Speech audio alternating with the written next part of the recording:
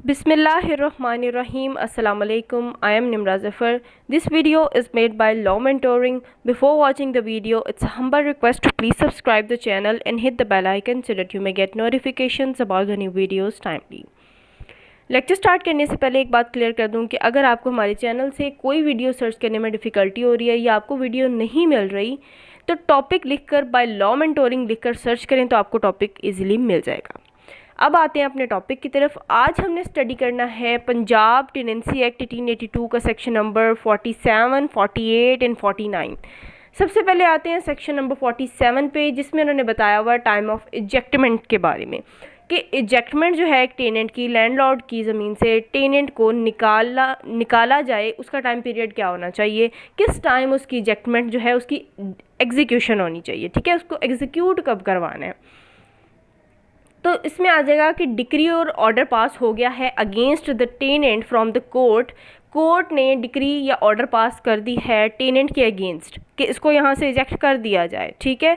उसके बाद उसको इजेक्टमेंट जो है वो उस डिक्री या ऑर्डर की एग्जीक्यूशन कब करवानी है, उसका टाइम पीरियड क्या होना चाहिए। Shall not be executed, decree और ऑर्डर एग्जीक्यूट नहीं होगा बिटवीन 1 मई एंड 15 जून। 1 मई और 15 जून के दरमियान में ये डिक्री जो है ये एग्जीक्यूट नहीं हो सकती। इसके आगे पीछे वाला जो टाइम है उसमें आप एग्जीक्यूट करवा सकते हैं। उसके बाद आ जाते हैं section number 48, relief against forfeiture, ठीक है।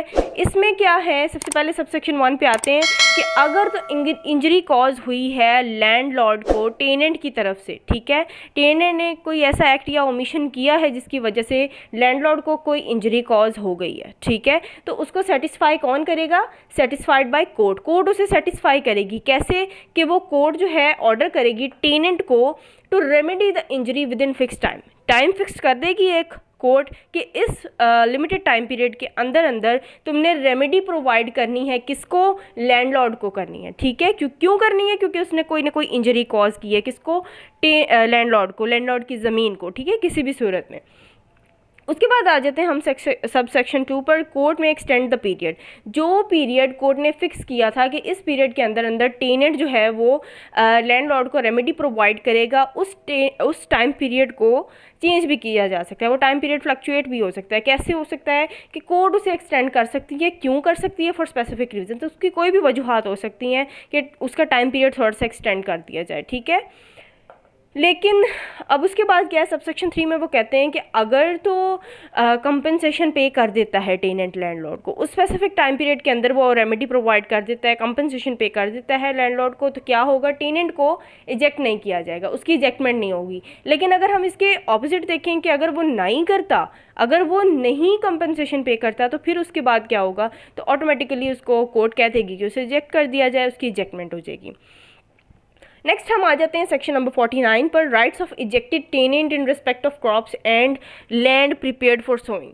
अब हमने पढ़ने हैं rights of ejected tenant. Specifically क्या, इजेक्टेड टेनेंट इजेक्ट हो चुके हैं, कोर्ट ने उसके खिलाफ डिक्री या ऑर्डर पास कर दिया है उसके अगेंस्ट कि आप इसे यहाँ से इजेक्ट कर दें, तो टेनेंट क्या हो गया, इजेक्टेड टेनेंट हो गया। अब हमने उसके राइट्स पढ़ने हैं कि जब उसके खिलाफ डिक्री या ऑर्डर पास हो जाता है तो उसके कौन कौन से राइट्स बनते हैं, related to, in respect of क्या, regarding crops and land prepared for sowing, कि अगर उसने वहाँ पर कोई फसल उगाई हुई है, उसने कोई फसल जो है वो वहाँ पर उसकी फसल अभी खड़ी है, वहाँ पर उसने हार्वेस्ट नहीं किया, ठीक है, या फिर अगर फसल उसने अभी नहीं उगाई लेकिन सिर्फ और सिर्फ उसने फसल उगाने के लिए उस लैंड को प्रिपेयर किया है, ठीक है, तो उसके कौन से राइट्स है, क्योंकि उसने आखिर वहाँ पर कोई ना कोई अपनी भी मेहनत की है या पैसा लगाया, तो उसके राइट्स हम लोग यहाँ पे पढ़ेंगे।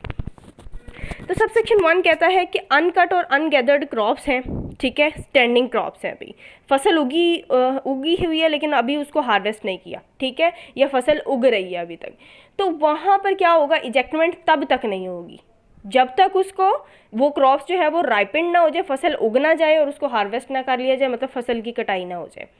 उसकी फसल है टेनेंट की, जब तक वो फसल उगेगी नहीं और हार्वेस्ट नहीं होगी, जाहिरी बात है उसकी इजेक्टमेंट वहाँ से कैसे हो सकती है, उसकी वहाँ पर फसल खड़ी हुई है, तो क्या होगा कि जब तक उसकी फसल जो है वो उगती नहीं है या हार्वेस्ट नहीं की जाती, कटाई नहीं होती उसकी, तब तक उसकी इजेक्टमेंट नहीं होगी। अब हम आ जाते हैं सबसेक्शन 2 पर।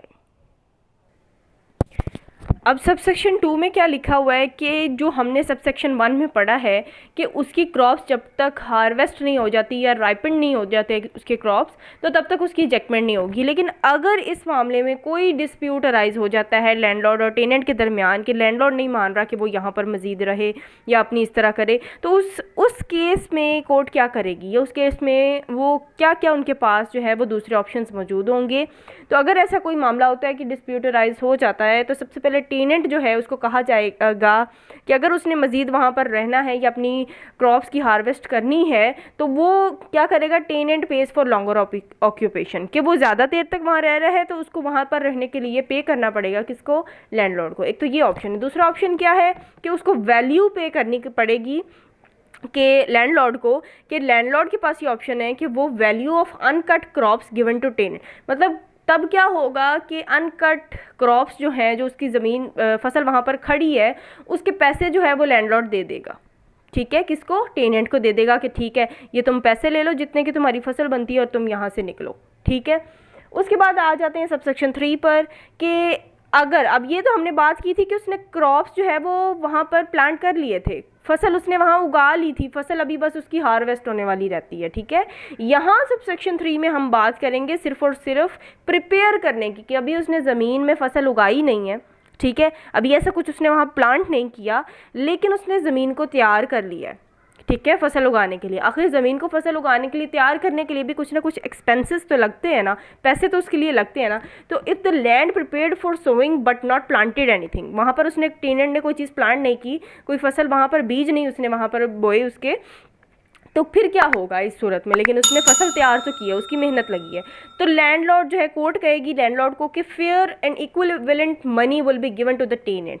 टेनेंट को पैसे दे दिए जाएंगे ज़मीन तैयार करने के। किस किस चीज़ के पैसे दिए जाएंगे, फॉर लेबर, जो उसने वहाँ पर लेबर के लिए उसको पैसे दिए जाएंगे, जो मेहनत मजदूरी उसकी वहाँ पर हुई है। उसके बाद उसको कैपिटल एक्सपेंडेड, जो उसने वहाँ पर उस चीज़ की इन्वेस्टमेंट की है, किसी भी पैसे उसके वहाँ पर लगे हैं, तो वो टोटल उसका सम बनाकर जो कोर्ट है वो कहेगी लैंडलॉर्ड को कि आप इसे ये पैसे पे कर दें।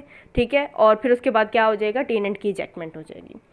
ठीक है, so this was all about our today's lecture. Thanks for watching the video, and if you like the video then don't forget to like, share and comment. Thank you so much.